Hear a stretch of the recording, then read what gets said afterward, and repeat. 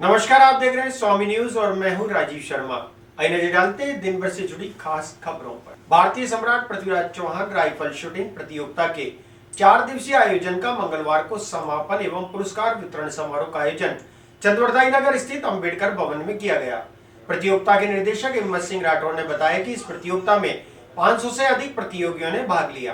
कार्यक्रम में मुख्य अतिथि के रूप में राजस्थान धरोहर प्राधिकरण के पूर्व सदस्य कमल प्रकाश कृष्णानी, समारोह के अध्यक्ष दीपेंद्र सिंह शेखावत, विशिष्ट अतिथि अनिल जाखड़, श्रीमती सुमन कंवर, वीर विजय सिंह शक्तावत एवं विनीत लोहिया का समारोह समिति की ओर से माल्यार्पण और स्मृति चिन्ह भेंट कर सम्मान किया गया।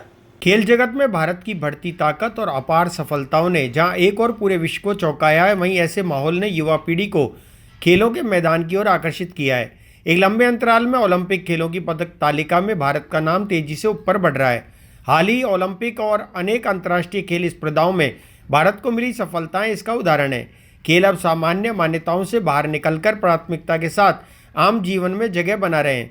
चंदवरदाई नगर स्थित अम्बेडकर भवन में आयोजित 4 दिवसीय 10वीं अखिल भारतीय सम्राट पृथ्वीराज चौहान राइफल शूटिंग के समापन और पुरस्कार वितरण समारोह के मुख्य अतिथि राजस्थान धरोहर प्राधिकरण के पूर्व सदस्य कमल प्रकाश कृष्णानी ने देश भर से आए राइफल शूटरों को संबोधित करते हुए कहा कि अब समय आ गया है जब युवा पीढ़ी देश की बढ़ती खेल शक्ति का हिस्सा बनते हुए इसे और अधिक ऊंचाइयों पर पहुंचाए। उन्होंने कहा कि किसी भी सफलता पर अभिमान नहीं करना चाहिए, साथ ही पराजय पर निराश होने की जगह पराजय से सीख लेते हुए पुनः सफलताओं को अर्जित करने के लिए समर्पित भाव से कर्म करें। 10 metre air rifle NR champion of champion में प्रथम दौलत शक्तावत, द्वितीय निहारिका अग्रवाल, तृतीय Saroj Prajapati. 10 metre air pistol NR champion of champion में प्रथम सागर तोमर, द्वितीय मनीष चौधरी, तृतीय ऋषभ रहे, जिन्हें ट्रॉफी व नगद पुरस्कार दिया गया। समारोह के विशिष्ट अतिथि पेरिस ओलंपिक की पदक विजेता मनु भाकर के प्रशिक्षक अनिल जाखड़ ने कहा कि देश में पिछले कुछ वर्षों से खेलों में अपार सुविधाओं का अंबार लगा है। इससे खिलाड़ियों का मनोबल बढ़ा है तथा उनके प्रदर्शन पर भी सकारात्मक असर देखने को मिल रहे हैं। उन्होंने मनु भाकर की उपलब्धियों को देश को समर्पित करते हुए कहा कि यह सब कुछ हाल ही में खेलों में आए बदलाव के माहौल का प्रतिफल है। इस अवसर पर प्रतियोगिता में भाग लेने आए देश भर के युवा छात्र छात्रा राइफल शूटर्स ने मनु भाकर के प्रशिक्षक श्री जाखड़ के साथ फोटो खिंचवाए। प्रतियोगिता के निर्देशक हिम्मत सिंह राठौर के अनुसार इसमें लगभग 500 राइफल शूटर्स ने भाग लिया। विजेताओं को नगद पुरस्कार और पदक प्रदान किए गए। इससे पूर्व आयोजन समिति की ओर से समारोह के अध्यक्ष दीपेंद्र सिंह शेखावत, विशिष्ट अतिथि श्रीमती सुमन कंवर, वीर विजय सिंह शक्तावत, अनिल जाखड़ और अन्य अतिथियों का माल्यार्पण कर स्मृति चिन्ह भेंट करते हुए सम्मानित किया गया। समारोह का संचालन विनीत लोहिया ने किया। देखिए, भारत माता की जय इसलिए कराई है कि सम्राट पृथ्वीराज चौहान के शहर के अंदर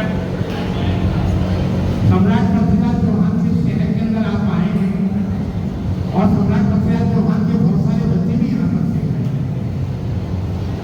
आज करनी एकेडमी ने जो ये आपको अवसर दिया है, 10वीं बार अवसर दिया है, ये निश्चित रूप से हिम्मत सिंह की और उनकी पूरी टीम की मेहनत है, जिसकी वजह से सम्राट पृथ्वीराज चौहान की अंतर्राष्ट्रीय भारतीय लेवल पर ये प्रतियोगिता आयोजित की गई।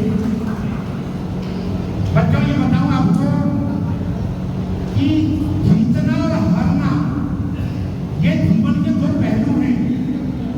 जो हार जाता है वो कभी अपने जीवन में अभिमान न करे, क्योंकि अभिमान एक दिन जमीन आके गिर जाता है, और जो हार जाता है उसको कभी भी कोशिश छोड़नी नहीं चाहिए, क्योंकि उसके पास में सीढ़ी ऊपर चढ़ने के बहुत सारे मौके हैं। परंतु आप खेल किसके लिए रहे, ये आपको जरूरी है जानना। ये जगह ऐसी है जिस जगह के ऊपर आपको ओलंपिक तक जाने का मौका मिलता है। ये देखिए कि आज हम लोगों के बीच में ऐसा व्यक्तित्व मौजूद है जिसने अपनी ट्रेनिंग देने के बाद उस बच्चे को ओलंपिक तक वो बच्चा पहुंचा और मेडल जीत कर आया। मेरे मित्र हैं, उनकी गुड़िया भी यहाँ पर ओलंपिक के अंदर अपनी प्रस्तुति देने के लिए बिल्कुल तैयारी के अंदर है, नेशनल लेवल खेल चुकी है।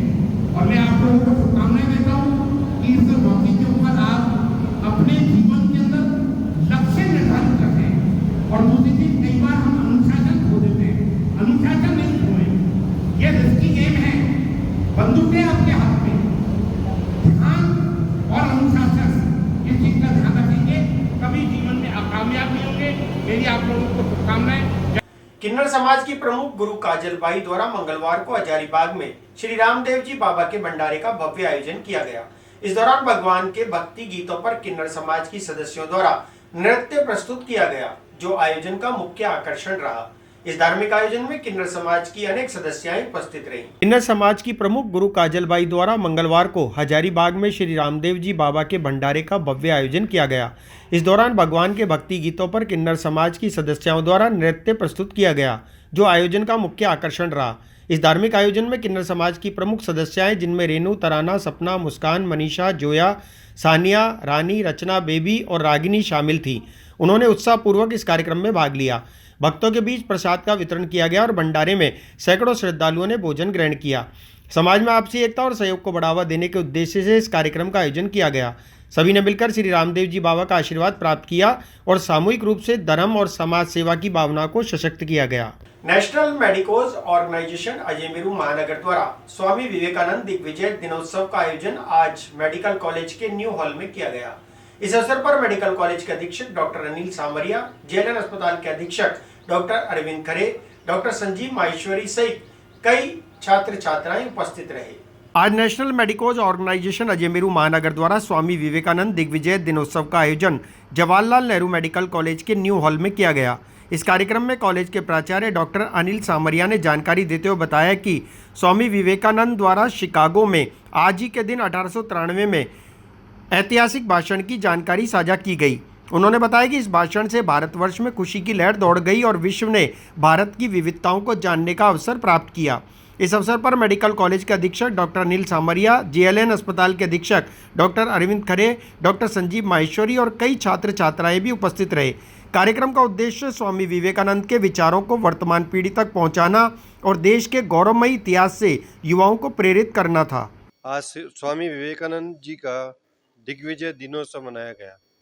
आज ही के दिन इन्होंने 1893 में अमेरिका में शिकागो के अंदर अपना भाषण दिया, जिसके लिए भारतवर्ष में एक खुशी की लहर दौड़ी और सबका भारत को जानने का अवसर मिला। भारत पूरे विश्व में भारत क्या है इसके बारे में उन्होंने बताया। कितनी विविधता में हमारा भारत है उसे हमारे जानकारी दी। इस विवेकानंद का दिनोत्सव का इसलिए कॉलेज में प्रांगण में रखा गया कि छात्रों में, युवाओं में जो हमें भारतवर्ष के लिए जानना चाहिए और जो उन्होंने विचार अपने रखे वो हर छात्रों के अंदर होने चाहिए कि हमें लक्ष्य की प्राप्ति कैसे करनी है। वो उन्होंने एक मंत्र दिया था कि थके नहीं, जागो और लक्ष्य की प्राप्ति तक काम करते रहें। यह हमारे मेडिकल में छात्रों में ज़रूर होना चाहिए कि कोई भी मरीज उनके पास आता है किसी भी कठिन से कठिन स्थिति में, तो उसके बारे में आप लगे रहें, उसके जानें कि कैसे उसकी बीमारी को आप पता लगाएं और उसको जल्दी स्वस्थ करके ठीक करके भेजें। तो इसका एक लक्ष्य प्राप्ति है। इसी के संदर्भ में हमारे ये दिग्विजय दिनोत्सव मनाया गया। आज ये एनएमओ अजमेर चैप्टर के द्वारा कार्यक्रम हुआ था। 11 सितंबर 1893 को स्वामी विवेकानंद का शिकागो में जो वक्तृता हुई, ये दिग्विजय दिवस के रूप में एनएमओ मनाता है। तो आज यहाँ मेडिकल कॉलेज के छात्रों और मेडिकल कॉलेज के प्राध्यापकों, चिकित्सकों, इन सब के साथ में यहाँ पर आयोजन हुआ और उसमें कुछ छात्र छात्राओं ने भी स्वामी विवेकानंद के संबंध में यहाँ पर भाषण प्रतियोगिता हुई थी, उसके दिए। और बाकी सब ने स्वामी विवेकानंद ने हिंदू धर्म, संस्कृति, इसके बारे में जो बताया है, युवाओं का जो आह्वान किया है, उसके संबंध में कार्यक्रम था। इस कार्यक्रम का क्या उद्देश्य है? उद्देश्य यही है कि स्वामी विवेकानंद ने अपने देश के युवाओं को जो संदेश दिया, उन्होंने 4 बातें कही थी। भारत को मानो, भारत को जानो, भारत के बनो, भारत को बनाओ। तो ये भारत का निर्माण करना युवा पीढ़ी के हाथ में है, उसका ही आह्वान विवेकानंद जी ने कहा था। उसी के संबंध में कार्यक्रम है ताकि सब लोग स्वामी विवेकानंद के विचारों के अनुसार भारत के लिए काम कर सके, भारत के बन सके और अपने राष्ट्र की। अजमेर से एक छोटी बच्ची का अपहरण कर फरार हुए आरोपी को पुलिस ने अहमदाबाद से गिरफ्तार कर लिया। पुलिस ने जानकारी देते हुए बताया कि बच्ची मां के पास थी, तभी अचानक मां को बातों के जाल में फंसाकर आरोपी ने बच्ची को अपने साथ लिया और फरार हो गया। पुलिस ने सीसीटीवी कैमरे की मदद से अहमदाबाद से आरोपी को गिरफ्तार कर लिया। अजमेर ख्वाजा साहब के एक महिला जायरीन जो है आई हुई थी, कल शाम को वो 8 बजे अजमेर वापस लौटने के लिए और ट्रेन का वेट कर रही थी प्लेटफॉर्म नंबर 1 पर। इस दरमियान पास एक अजनबी शख्स आता है और उससे जान पहचान और बातचीत का सिलसिला शुरू करके संभवतः उसको विश्वास में ले लेता है। उसके बच्चे को कोल्ड ड्रिंक्स वगैरह खिलाता है, पिलाता है और गोद वगैरह में खिलाता है। जैसे ही बच्ची 4 वर्ष की थी, बच्ची की माँ का ध्यान चूकता है, वो स्टेशन से उस बच्ची को अपहरण करके अपने गोद में लेके स्टेशन क्षेत्र से बाहर बाजार की तरफ जाता हुआ हमको नज़र आया। आईटीएफ को पीड़ित महिला ने आरपीएफ के अधिकारियों को सूचित किया। आरपीएफ के अधिकारियों ने तलाशी शुरू की और जीआरपी थाना पुलिस को सूचित किया। उसके बाद जीआरपी थाना और आरपीएफ की संयुक्त टीम ने पूरे अजमेर जंक्शन क्षेत्र को तलाश किया। यहाँ की प्रत्येक सीसीटीवी फुटेज का गहनता के साथ अवलोकन किया और इस सीसीटीवी फुटेज अवलोकन के दौरान ही हमको उसकी वापस अजमेर मतलब स्टेशन क्षेत्र के बाहर से वापस स्टेशन क्षेत्र के अंदर प्रवेश करते हुए की फुटेज दिखाई दिए और हमने उस आधार पे उस समान जो टाइमिंग की ट्रेन्स अजमेर स्टेशन से विभिन्न गंतव्यों पे जाती है, उन सभी की तलाशी के लिए संबंधित आगे जो अधिकारी है रेलवे पुलिस के और जीआरपी के समस्त को हमारी तरफ कंट्रोल रूम के मार्फत मैसेज करवाया। और अभी सुबह करीब 6 साढ़े 6 बजे पोरबंदर एक्सप्रेस में वो बालिका, अबोध बालिका 4 वर्ष की है, वो बालिका और अपहर्ता हमको मिले, दस्तयाब है। हमारी टीम वहाँ शीघ्र वहाँ पहुँच रही है। अबोध बालिका को और उस अजनबी शख्स जो उसका अपहरण करके लेके गया है उसको लेके शीघ्र ही अजमेर पहुँच जाएंगे। उसके बाद बालिका का नियमानुसार मेडिकल मुआयना करवाया जाएगा और आगे की विधिक कार्रवाई की जाएगी। सर बच्ची को कौन से स्टेशन से? इस दरमियान हमने बच्ची के अपहरण का मुकदमा जीआरपी थाना अजमेर में दर्ज कर लिया था। चुप रहो। सर बच्ची को कौन से स्टेशन से बरामद किया है और अपहरणकर्ता को कहाँ से पकड़ा है? बच्ची को अहमदाबाद से जस्ट पहले एक छोटा स्टेशन आता है, वहाँ से हमने दस्तयाब किया है और इस पूरी कार्रवाई में, इस पूरे ऑपरेशन में जीआरपी के साथ साथ आरपीएफ का बहुत महत्वपूर्ण योगदान रहा है और हमारी संयुक्त कार्रवाई है। आरपीएफ के अधिकारी जो हमारे सौमेंद्र शर्मा जो जीआरपी के कार्यवाहक थाना प्रभारी है, उनके साथ राजेंद्र आरपीएफ के जो इंस्पेक्टर साहब है राजेंद्र जी, उन्होंने पूरी रात गहनता से सर्च ऑपरेशन चलाया।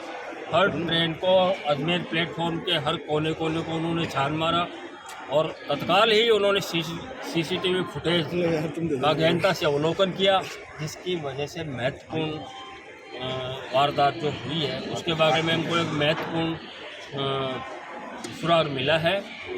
उच्चाधिकारियों ने खासतौर पे राजस्थान पुलिस के महानिदेशक महोदय ने पुलिस, जीआरपी पुलिस और आरपीएफ की संयुक्त कार्रवाई पर प्रसन्नता व्यक्त की है और हम इस कार्रवाई में जो जिन जिन हमारे अधिकारी कर्मचारियों ने मेहनत की है, अनुकरणीय उदाहरण प्रस्तुत किया है संवेदनशीलता का, उनको हम पुरस्कृत करें। लेकिन आपको नहीं लगता नहीं, ये क्या आप टोकते हैं? आप यदि यहाँ कभी आते देखते नहीं होंगे, हमेशा हमारे रिसर्च अभियान चलता है।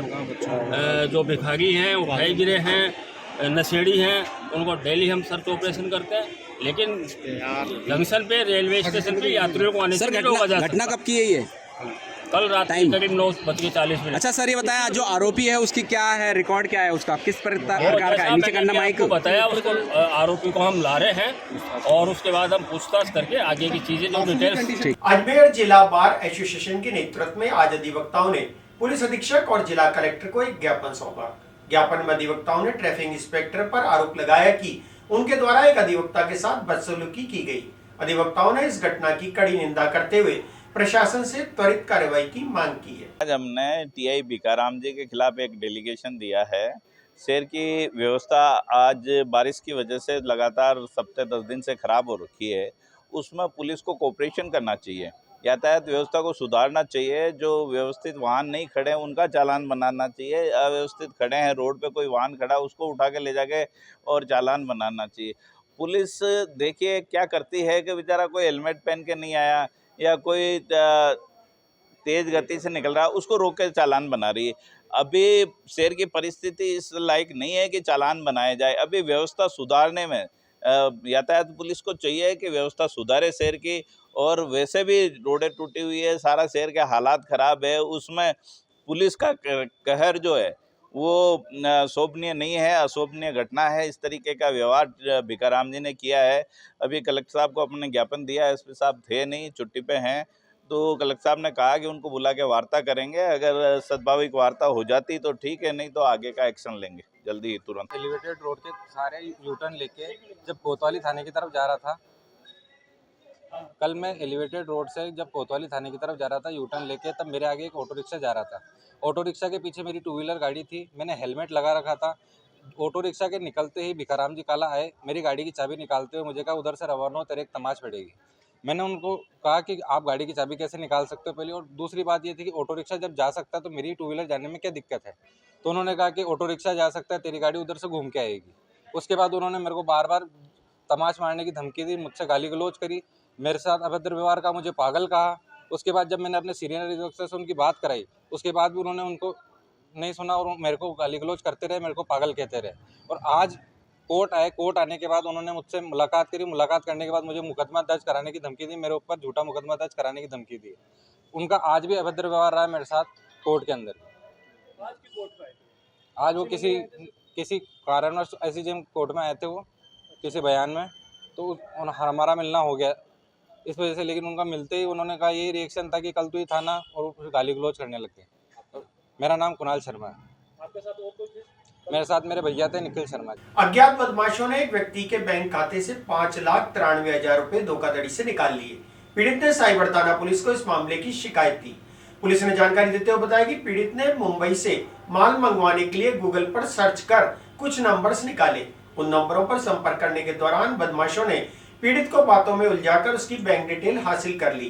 बाद में पीड़ित ने जब अपने फोन पर SMS चेक किया तो उसे पता चला कि उसके खाते से बड़ी रकम निकाली जा चुकी है। पीड़ित की शिकायत पर पुलिस ने तुरंत कार्रवाई करते हुए धोखाधड़ी के आरोप में मामला दर्ज कर लिया है। ये कल एक परिवाद प्राप्त हुआ था मुकदमा दर्ज करने के लिए श्रीमान एसपी साहब के कार्यालय से, जिसमें परिवादी है श्री शरद कुमार चतुर्वेदी जी। इन्होंने परिवाद में ये दर्ज करवाया है कि इन्होंने कोई मुंबई से कोई ट्रांसपोर्ट के जरिए कोई माल मंगवाया था, तो उसकी बिल्टी वगैरह इनको प्राप्त हुई थी और फिर इन्होंने उस पर संपर्क किया था, तो वो माल पहुंचने में देरी हो रही थी।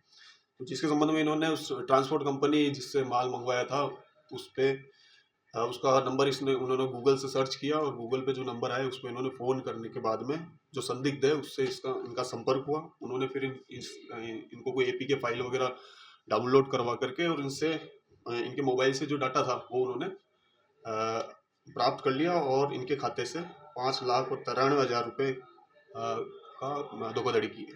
किस चीज़ का मानते हैं? ये अभी अनुसंधान का विषय है, ये अनुसंधान अधिकारी बता पाएंगे।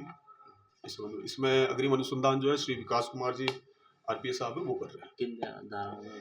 ये BNS और IT एक्ट में मुकदमा दर्ज हुआ। BNS की धारा है 316(2) और 318(4) और IT एक्ट है 6। आज एक महिला ने पुलिस अधीक्षक के समक्ष उपस्थित होकर न्याय और सुरक्षा की गुहार लगाई। महिला ने जानकारी देते हुए बताया कि उसके ससुराल पक्ष के लोगों द्वारा उसे प्रताड़ित किया जा रहा है और उसके बच्चे भी छीन लिए गए। महिला ने पुलिस अधीक्षक से इस मामले में उसकी सहायता करने की मांग की। श्री दिलीप पटियाल के साथ मेरी शादी हुई है और मेरी उम्र 23 वर्ष है। मैं रहने वाली जिंजर डाणी लाखना की हूँ। वैसे वर्तमान में अजमेर में रहती हूँ, लेकिन मेरे पति के साथ मुझे गलत टॉर्चर करने के बाद और मुझे मारपीट करने के बाद पहले मैंने महिला थाना में जाके रिपोर्ट दर्ज करवाई, लेकिन उसमें मेरी कोई कार्रवाई नहीं हुई। फिर मैं वापस आई, वहां से आई जैसे मेरे परिवार सारे मुझे घेर लिए, बोला मुझे पहले इजाजत दे के बुलाया कि तेरे बच्चे ले जा, तेरे बच्चे मम्मी मम्मी कर रहे। तो मेरा जीव था मेरे बच्चों पे, तो इसलिए मैं वापस लौटी बच्चों को लेने के लिए। इनके बच्चों को लेके मैं मेरे जहाँ जाऊंगी, जहाँ जाना चाहती हूँ वहाँ चले जाऊंगी। मैं वहां से आई तो मुझे जहां से देखे पेट्रोल पंप पे घेर लिया उन्होंने। घेर के मुझे ठड़ के घसीट के मुझे अंदर ले गए। फिर मुझे बहुत डराया धमकाया, पूरी रात मुझे टॉर्चर करा उन्होंने, मारा पीटा और बोला फांसी पे लटकाएंगे। अगर तू मेरा कहना नहीं मानेगी और तू गाँव नहीं चलेगी ना तो तेरे को मुंह बांध के हाथ पैर बांध के और तुझे कैंपर में पटक के डाल के ले जाएंगे। फिर वहां गई, वहां पे मेरे बड़े जेठ जी चेनाराम पट्टीवाल, उन्होंने बोला तेरे को अगर मैंने कहा जिया जी जब मेरी जिंदगी नहीं रहेगी तो तुम क्या कर लोगे, जैसा मैं चाहती हूँ वैसा करो ना। तो बोला तेरे माँ का वादा था, तेरा माँ ने बोला तू जैसा करेगी वैसा मैं इसका साथ दूंगा। मैंने कहा मेरा माँ ने वादा करा तो ये नहीं बोला कि उस लड़की को ऐसे टॉर्चर करोगे आपने, ठीक है ना। तो उन्होंने कहा तेरे अगर मर भी जाएगी ना मेरे कोई फर्क नहीं पड़ेगा, मेरे पैसे देके तेरे 12 दिन मैं करूंगा।